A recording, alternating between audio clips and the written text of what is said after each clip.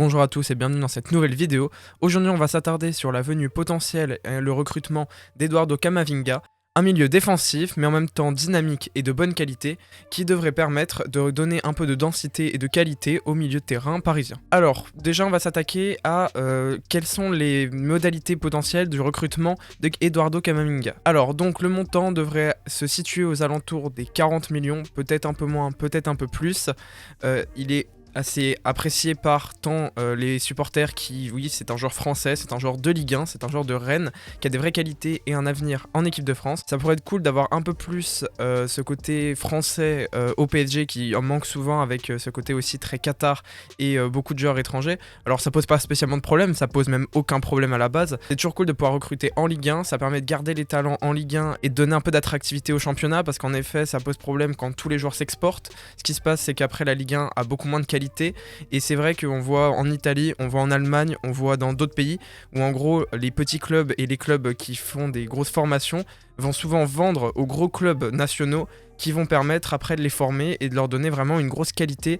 Et c'est le cas par exemple avec le Borussia Dortmund qui a donné Lewandowski, qui a donné beaucoup de joueurs comme ça au Bayern, et notamment en sens inverse, le Bayern a pu sauver le Borussia Dortmund à de nombreuses reprises. Donc c'est très intéressant de voir ce qui se passe là aujourd'hui avec Eduardo Camavinga, et j'espère que ça peut donner une dynamique pour les autres clubs qui pourraient faire pareil. Et honnêtement je pense que c'est une excellente idée, et je pense vraiment que c'est quelque chose qu'il faut creuser et qu'il faut essayer de développer un peu plus.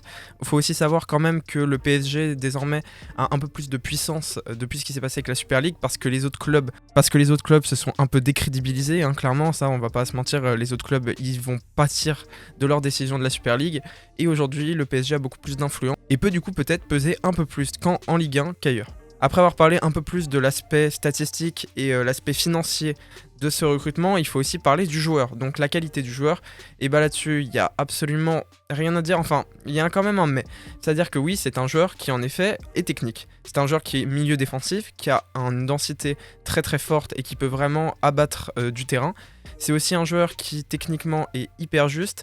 C'est un joueur qui a de l'intensité, qui met de l'intensité tant dans ses tacles que dans ses passes, et qui c'est pas un joueur comme Rabiot par exemple qui donne assez peu et qui marche un peu. Là lui pas du tout, il est tout le temps en train de courir, et il est grand, donc c'est vraiment un joueur qui donnera de la densité au milieu de terrain qui en manque un peu. Donc par exemple un Camavinga Verratti, même un Camavinga Gate Verratti, ça peut être extrêmement bon et c'est complémentaire. Et je pense aussi que ça permettra à Neymar de ne pas avoir à redescendre comme il le fait actuellement, permettre à Verratti de se libérer un peu de cette tâche et donc d'avoir un milieu plus cohérent avec l'attaque. Donc c'est vrai que c'est ce qui manquerait un petit peu, c'est-à-dire moins avoir une équipe cassée en deux mais plus de fluidité, et je pense que Camavinga peut donner ça, avec un mais cependant, car c'est un jeune joueur. Et le problème avec les jeunes joueurs, c'est que évidemment ils n'ont pas encore tout prouvé. Donc il n'a pas vraiment prouvé en Champions League, il n'a pas non plus tant prouvé que ça à Rennes, et il a eu cette année un peu plus de difficultés qu'il n'a pu en avoir à une certaine époque. Alors c'est pas dramatique, évidemment il a pu jouer aussi en équipe de France à son âge, ce qui est quand même une bonne qualité et un gage de fiabilité.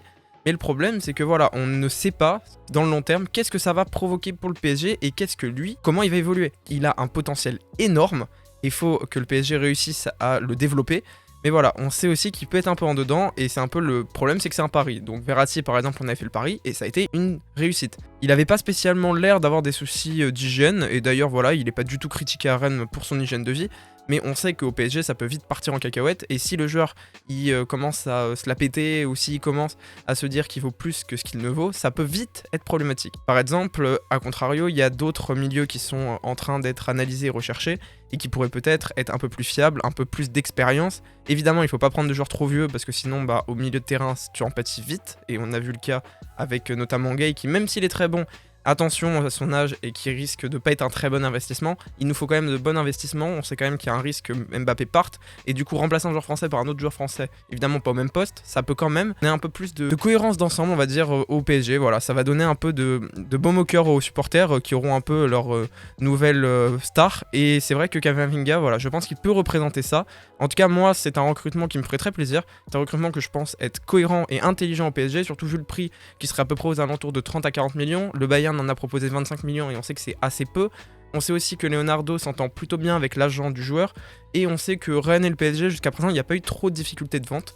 Donc voilà, il n'y a pas de grande rivalité qui pourrait bloquer, comme par exemple Lyon ou Marseille, évidemment Marseille, mais voilà, on sait que ça peut quand même être une bonne réussite, et j'espère qu'il signera au PSG. En tout cas, j'espère que le PSG va vraiment analyser ce recrutement et va vraiment pousser pour essayer de le recruter, parce que c'est une vraie valeur ajoutée au club, avec un latéral, Camavinga, et peut-être même un petit remplaçant en attaque, parce que là il va nous en manquer, hein. Clairement Icardi il a plus du tout le niveau adéquat pour le PSG, ça peut faire un beau recrutement, et justement je ferai après une vidéo un peu plus débrief donc de tout le mercato, de quels sont les postes clés à changer, et voilà, je vous sortirai un peu plus tard cette vidéo mercato, mais là on s'attaque sur quelques joueurs, et je vais certainement encore faire 2-3 vidéos comme ça, n'hésitez pas à me dire si ça vous plaît.